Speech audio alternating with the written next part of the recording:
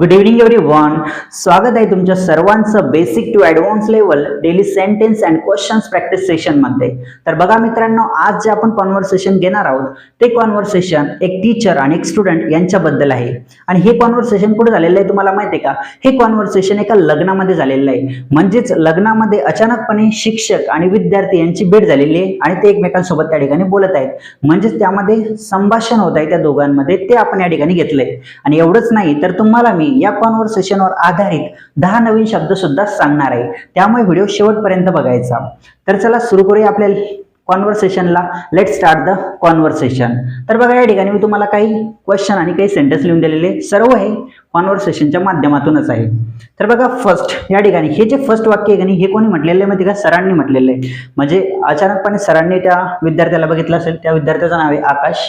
सरांनी अचानकपणे त्या विद्यार्थ्याला बघितलं असेल. मग सर काय म्हटले त्या ठिकाणी? हे आकाश, हाऊ आर यू? तू म्हणजे याचा अर्थ काय? आकाश तू कसा आहेस? बघा या ठिकाणी लिहिलंय मी, आकाश तू कसा आहेस. पण आता मी सुरुवातीला एक शब्द म्हटला, कोणता? हे. हेचा अर्थ काय तुम्हाला माहिती का? हे म्हणजे माहिती का, एखाद्या व्यक्तीचं लक्ष वेधण्यासाठी आपण मध्ये कायचा उच्चार करतो इंग्लिशमध्ये, हे. हे आकाश म्हणजे आकाशचं लक्ष आपल्याकडे वेधण्यासाठी आपण त्याला काय म्हटलं? हे. हे आकाश. पुढचं काय? तू कसा आहेस? हे आकाश, हाऊ आर यू? बघा या ठिकाणी तुम्हाला लिहून देतो मी, आकाश तू कसा आहेस. तर सर कसे म्हणतील इंग्लिशमध्ये? हे आकाश, हे आकाश, हे Akash, how are you? How are you. याचा अर्थ काय? आकाश तू कसा आहेस. त्यानंतर आकाशने उत्तर दिलं बघा, मी ठीक आहे सर. मी ठीक आहे सर. सर त्याला खूप आनंद झाला असेल, त्याने लगेच म्हटलं असेल मी ठीक आहे सर. त्याने कसं म्हटलं असेल इंग्लिशमध्ये? I am fine sir. I am fine sir. त्याने म्हटलं असेल इंग्लिशमध्ये बघा, I am fine. I am fine sir. याचा अर्थ काय? मी ठीक आहे सर. मी ठीक आहे sir. I am fine sir. त्यानंतर बघा नेक्स्ट, तुम्ही कसे आहात सर. मग आकाशने क्वेश्चन केला सरांना, तुम्ही कसे आहात सर. तर मग कसं करायला आकाश इंग्लिशमध्ये question? How are you sir. How are you sir. तुम्ही कसे आहात sir. How are you sir. बघा, how are you sir.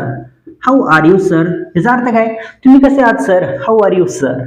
Next बघा, मी पण ठीक आहे आकाश. मग सरांनी त्याला उत्तर दिलं, मी पण ठीक आहे आकाश. तर हे वाक्याचं उत्तर कसं देईल सर? इंग्लिशमध्ये कसं म्हणेल sir? I am also fine Akash. I am also fine Akash. म्हणजे मी पण ठीक आहे Akash. I am also fine Akash. बघा, I am also fine. I am also fine Akash. याचा अर्थ आहे मी पण ठीक आहे आकाश. मी पण ठीक आहे. त्यानंतर बघा, सरांनी क्वेश्चन केल्यानंतर, मी तुला खूप दिवसापासून पाहिलं नाही. मी तुला खूप दिवसापासून पाहिलं नाही असं सरांनी आकाशला म्हटलं. तर सर इंग्लिशमध्ये कसं म्हणणार? सर कसे म्हणाल माहिती का? I haven't seen you in a long time. I haven't seen you in a long time. मी तुला खूप दिवसापासून पाहिलं नाही. बघा सर इंग्लिशमध्ये काय म्हणाल? I haven't seen you. I haven't seen you in a long time. In a long time. Long time. याचा अर्थ काय? मी तुला खूप दिवसापासून पाहिलं नाही. I haven't seen you in a long time. सरनं म्हटलं असं इंग्लिशमध्ये, I haven't seen you in a long time. मी तुला खूप दिवसापासून पाहिलं नाही, अशा पद्धतीने. त्यानंतर बघा नेक्स्ट वाक्य, नेक्स्ट सेंटेन्स काय? तू कुठे राहतोस आता.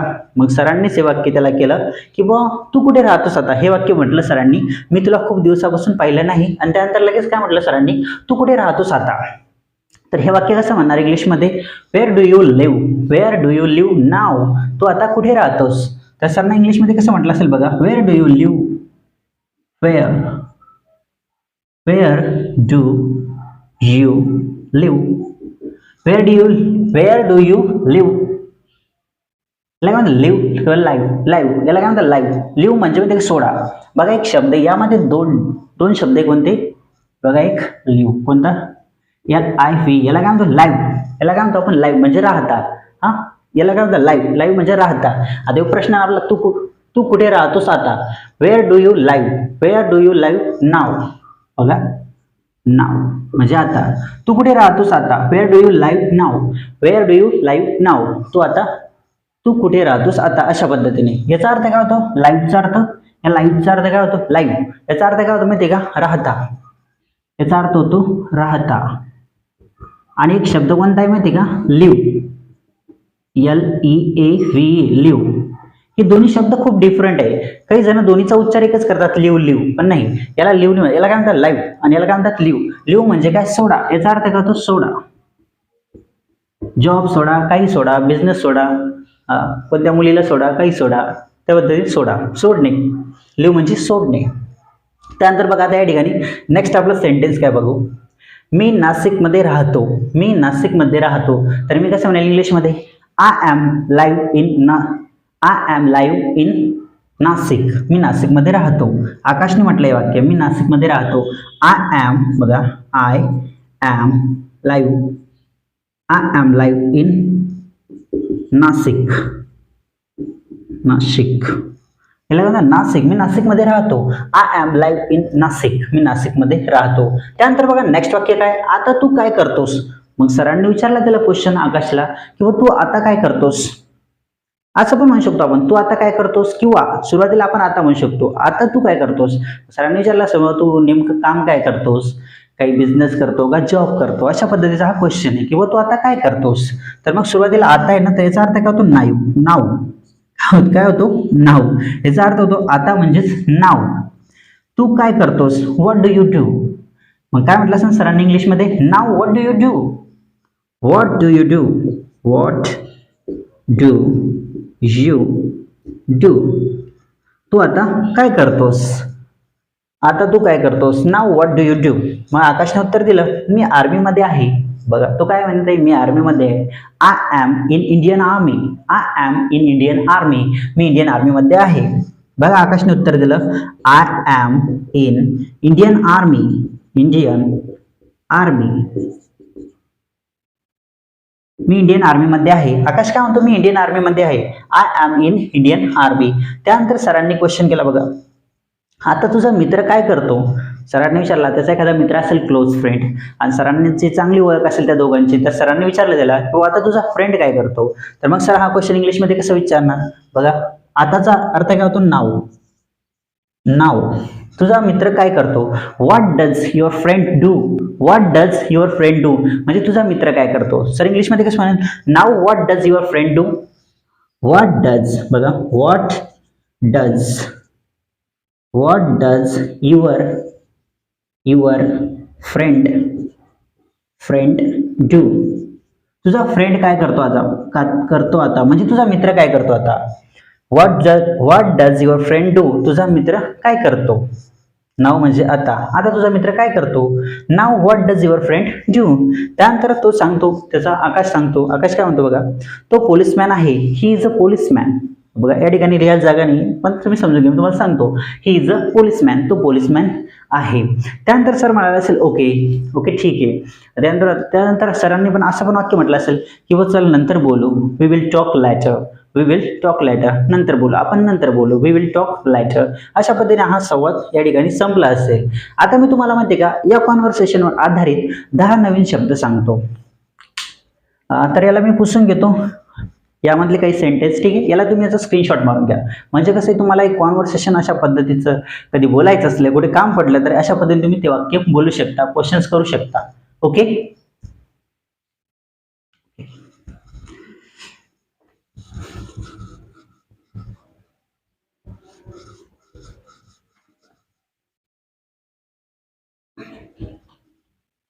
बघा हे 2 शब्द मी तुम्हाला लिहून दिले या ठिकाणी. कोणते, लाईव्ह आणि लिव्ह. लाईव्ह म्हणजे राहता आणि लिव्ह म्हणजे सोडा. हे 2 वाक्य लक्षात ठेवा, 2 शब्द लक्षात ठेवायचे. ओके. आता अजून काही शब्द तुम्हाला मी या ठिकाणी लिहून देतो, या कॉन्व्हर्सेशनवर आधारितच. तर बघा, ब्ल्यू पेनने लिहून देतो तुम्हाला. ठीक आहे. तर बघा या ठिकाणी फर्स्ट, आता हे जे कॉन्व्हर्सेशन झालं हे कुठे झालं, लग्नामध्ये झालं. तर लग्नाला इंग्लिशमध्ये काय म्हणतात, मॅरेज. काय म्हणतात लग्नाला इंग्लिशमध्ये, मॅरेज. बघा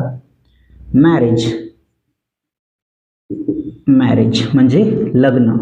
मॅरेजचा अर्थ काय होतो, लग्न. लक्षात ठेवायचं. त्यानंतर माहिती का, समजा त्यांची भेट ही लग्नातच झाली, पण लग्नाचा वाढदिवस असेल, तर मग त्याला आपण इंग्लिशमध्ये करतो. तुम्ही ऐकला असेल हा शब्द, वेडिंग अॅनिव्हर्सरी. काय, वेडिंग अॅनिव्हर्सरी, त्याला काय म्हणतात ना, ते लग्नाचा वाढदिवस, वेडिंग अॅनिव्हर्सरी. बघा तो शब्द या ठिकाणी तुम्हाला लिहून देतो मी, वेडिंग अॅनिव्हर्सरी.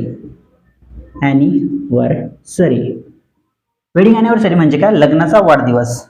याचा अर्थ होतो लग्नाचा, हे लग्नाचा समजून घ्या, वाढदिवस, वाढदिवस, लग्नाचा वाढदिवस, वेडिंग अॅनिव्हर्सरी. त्यानंतर बघा नेक्स्ट शब्द बघा. आता या ठिकाणी माहिती का आपण म्हणतो, या ठिकाणी सरळ बघा, आय एम फाईन. फाईन म्हणजे काय, ठीक आहे. पण आपण या ठिकाणी असं पण म्हणू शकतो कूल. कूलचा अर्थ काय होतो, थंड पण होतं. लग्नामध्ये पाणी कसं पाहिजे, थंड, कूल पाणी पाहिजे आपल्याला, बरोबर आहे. कूल पण म्हणू शकतो आपण त्या ठिकाणी पाण्याच्या ऐवजी. आता समजा आपल्याला असं वाटतंय, मस्त वाटतंय आपल्याला, किंवा आम्हाला म्हणायचंय मस्त वाटतं मला, तर मस्त साठी कोणता शब्द वापरू शकतो आपण, कूल शब्द पण वापरू शकतो. कोणता, कूल. कूल म्हणजे बघा COOL. कूलचा अर्थ काय होतो, मस्त पण म्हणू शकतो आपण, ठीक आहे. आणि याला आपण असं पण म्हणू शकतो, थंड. कूल म्हणजे थंड. कूल म्हणजे थंड पण होते, मस्त पण होते. ज्या पद्धती, ज्या ठिकाणी, ज्या वाक्यामध्ये जशी गरज असेल तसं आपण त्याला वापरू शकतो. त्यानंतर बघा नेक्स्ट वाक्य या ठिकाणी, नेक्स्ट सेंटेन्स. सेंटेन्स म्हटलं शब्द. तर बघा शब्द, आता समजा विद्यार्थी कसा असतो, चांगला असतो, पुन्हा खराब असतो, वाईट असतो. तर जर चांगला विद्यार्थी असेल तर आपण काय म्हणतो, गुड स्टुडंट, बरोबर आहे. गुड म्हणजे चांगला, गुड म्हणजे चांगला, गुड म्हणजे चांगला, ठीक आहे. नेक्स्ट बघा, बॅड म्हणजे वाईट म्हणू शकतो आपण त्याला, वाईट. आणि बघा अजून स्टुडंट. आता समजा स्टुडंट आहे, स्टुडंटला काय म्हणतात इंग्लिशमध्ये, विद्यार्थी. स्टुडंट म्हणजे विद्यार्थी, हे माहीतच असेल तुम्हाला, पण तरी सुद्धा स्पेलिंग बघून घ्यायचं. विद्यार्थी, स्टुडंट म्हणजे विद्यार्थी. अजून एखादा दोन शब्द घेऊ आपण. आता समजा विद्यार्थी कसा असतो, धाडसी असतो, साहसी असतो, बरोबर आहे. तर आपण काय, धाडसी किंवा साहस असणार. साहसला काय म्हणतात इंग्लिशमध्ये माहिती का, ॲडव्हेंचर, किंवा करेज पण म्हणू शकतो आपण. धैर्यवान येतो, करेज. तर आपण करेज, बघा धैर्यवान, धैर्य. समजा करेजचा अर्थ होतो धैर्य, करेज. करेज म्हणजे धैर्य. हे बघा, हे शब्द आहे ना, हे लक्षात ठेवायचे. हे मी तुम्हाला एकदम इझी शब्द आहे ते, आणि या कॉन्व्हर्सेशनवरच आधारित होते. समजलं तुम्हाला. हे शब्द आणि हे वाक्य आणि क्वेश्चन्स चांगल्या पद्धतीने एकदा दोनदा रिपीट करायचे, रेपिटेशन करायचं, म्हणजे याला एकदा दोनदा म्हणायचं. म्हणजे कसं आहे, तुम्हाला सुद्धा माहिती आहे का, कुठे लग्नामध्ये गेले आणि तुमचे सर भेटले तर तुम्ही सुद्धा अशा पद्धतीने बोलू शकता त्या ठिकाणी. तर तुम्हाला हे सर्व समजलं असेल, आय होप. बाकी व्हिडिओ पाहत राहा, शिकत राहा, निश्चितच तुम्ही स्पोकन इंग्लिश शिकणार आहात. Thank you so much for watching this video. See you in the next class.